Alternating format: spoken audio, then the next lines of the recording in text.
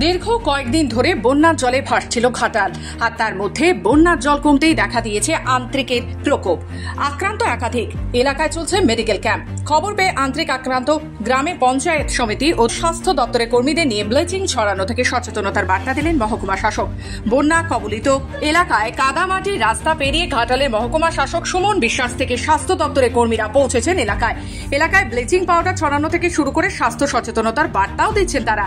আন্ত্রিক আক্রান্ত এলাকায় এমনই ছবি দেখা গেল পশ্চিম মেদিনীপুর জেলার ঘাটাল ব্লকের বীরসিংহ গ্রাম পঞ্চায়েতের উদয়পুর গ্রামে। আন্ত্রিক আক্রান্ত হয়েছেন এখানকার একাধিক মানুষ। প্রতিনিয়ত বাড়ছে আক্রান্তের সংখ্যা।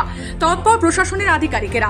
মহকুমা প্রশাসন সূত্রে খবর, কয়েকদিন ধরে প্লাবিত ঘাটালের বন্যার জল কমতেই দেখা দিয়েছে আন্ত্রিকের প্রকোপ। শুধুমাত্র উদয়পুর গ্রামে আক্রান্ত হয়েছে 6 জন। বাড়ছে আক্রান্তের সংখ্যা। 5 নম্বর বীরসিংহ গ্রাম পঞ্চায়েতের উদয়পুর গ্রাম, ডুন্ডিপুরের ঠিক পাশে।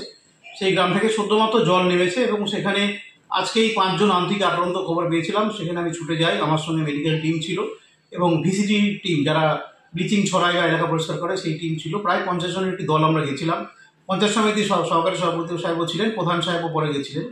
আমরা সেখানে গিয়ে প্রত্যেকটা বাড়ি বাড়ি মানুষের সঙ্গে কথা বলি, সেখানে ব্লিচিং ছড়াই, পরিষ্কার পরিচ্ছন্ন করি এবং আমাদের ডাক্তারবাবুরা, স্বাস্থ্য কর্মীরা বাড়িতে বাড়িতে হ্যালোজেনের ওষুধ ট্যাবলেট দেন, ওআরএস দেন, পেট খারাপের ওষুধ দেন, তাদের ট্রিটমেন্ট করেন এবং তাদের হসপিটালে ভর্তি করার প্রয়োজন কিনা দেখে সেই ব্যবস্থা করেন। সবাইকে আমরা বলি, আশেপাশে যাদের হয়নি তাদেরকেও এই একই বার্তা দিই, সচেতনতা বার্তা, এবং সবাইকে বলেছি যেন টিউবওয়েলের জল না পান করে এই মুহূর্তে আমরা জল সরবরাহ করছি। পিএইচি দপ্তর থেকে 3টে ট্যাঙ্কার পাঠানো হয়েছে।